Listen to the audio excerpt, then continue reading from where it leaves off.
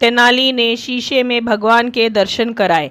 तेनालीरामा की कहानी। एक बार राजा कृष्णदेवराय और तेनालीरामा महल में बैठकर आपस में बातचीत कर रहे थे। बातों बातों में तेनालीरामा ने महाराज से बोला, मनुष्य में झूठ बोलने की बुरी आदत होती है। मौका पाते ही वे झूठ बोलने से नहीं चूकते। अरे तेनाली, यह क्या कहते हो? क्या इस दुनिया में कोई सच्चा इंसान नहीं है? मैं तुम्हारी बात नहीं मानता। अब मुझे ही देखो, मैं यहाँ का राजा हूँ, मुझे किसका डर है? मैं कभी झूठ नहीं बोलता। ऐसे अनेक लोग हैं जो कभी झूठ नहीं बोलते। राजा कृष्णदेवराय बोले, महाराज, मैं अभी भी अपनी बात पर अडिग हूँ कि इस दुनिया के हर एक इंसान ने कभी ना कभी झूठ अवश्य बोला है। तेनालीरामा बड़े विश्वास से बोला, अच्छा, यदि तुम्हें अपनी बात पर इतना विश्वास है तो साबित करके दिखाओ। राजा ने तेनालीरामा को चुनौती दी। तेनालीरामा मान गया और कुछ दिनों की मोहलत मांगी। इसके बाद 6 महीने गुजर गए। तेनालीरामा राजमहल नहीं आ पाया क्योंकि वह मुख्य शहर में अपने लिए एक बड़ा सा घर बनवा रहा था। उसने बेहद खूबसूरत घर बनवाया जिसकी मुख्य दीवार पर एक बड़ा सा शीशा लगवा दिया।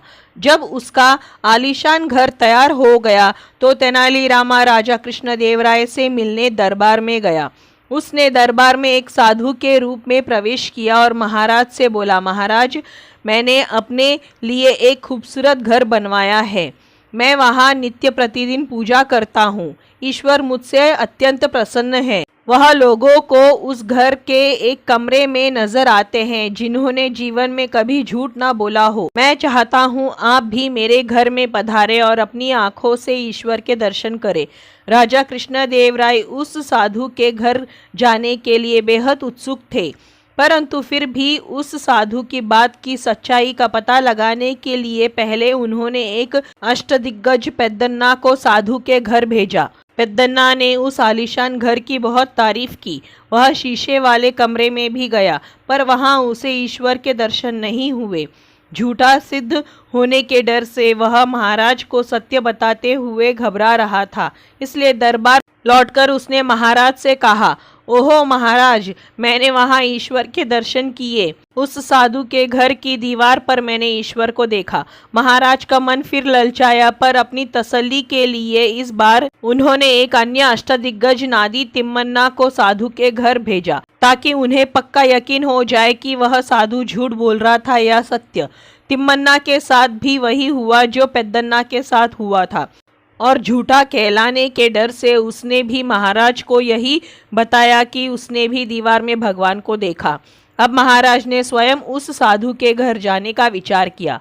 महाराज ने सोचा, मेरे ख्याल से वह साधु सत्य ही बोल रहा होगा। जब मेरे 2 अष्टदिग्गजों ने उसके घर में ईश्वर को देखा है तो बात सच ही होगी। महाराज की सवारी उस साधु के घर पर पहुंची। रथ से उतरकर महाराज घर के भीतर गए। शीशे वाले कमरे में पहुंचकर उन्होंने शीशे में अपना अक्स देखा।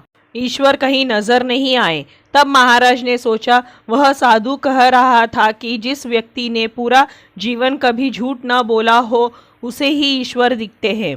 मेरे 2 अष्टदिग्गजों ने यहाँ ईश्वर को देखा। अब अगर मैं कहूँगा कि मुझे ईश्वर नहीं दिखे हैं तो सब लोग मुझे झूठा करार देंगे। राजा कृष्णदेवराय उस साधु के पास गए और बोले, साधु बाबा, आप सही कह रहे थे। मैंने भी दीवार में ईश्वर को देखा है। महाराज, क्या आपने वास्तव में ईश्वर को देखा है? साधु ने महाराज से पूछा। हाँ, पक्का, मैंने ईश्वर को देखा है, महाराज ने उत्तर दिया। महाराज ने हामी भरी। साधु ने एक बार फिर अपना प्रश्न दोहराया। अब तो राजा कृष्णदेवराय को गुस्सा आ गया। वे चिल्लाकर बोले, अगर तुम साधु न होते तो अब तक मैं तुम्हें सजा दे चुका होता। यह सुनकर साधु मुस्कुराया और नकली दाढ़ी उतार डाली।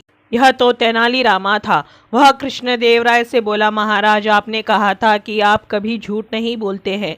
राजा कृष्णदेवराय ने सिर झुका लिया। वे अपनी भूल समझ गए थे और साथ ही इस घटना से उन्हें सबक भी मिल गया था कि बड़बोलापन कभी कभी मुसीबत में डाल देता है। शिक्षा, मॉरल ऑफ द स्टोरी, सत्य और असत्य हमारे भीतर ही है। जिस प्रकार मनुष्य कमजोरियों और ताकत का सम्मिश्रण है, उसी प्रकार सत्य और असत्य भी हमारे जीवन का ही भाग है। कमजोरी छिपाकर या झूठ बोलकर हम इस सत्य से नहीं भाग सकते। तो दोस्तों, ये थी तेनालीरामा की कहानी। तेनाली ने शीशे में भगवान के दर्शन कराए।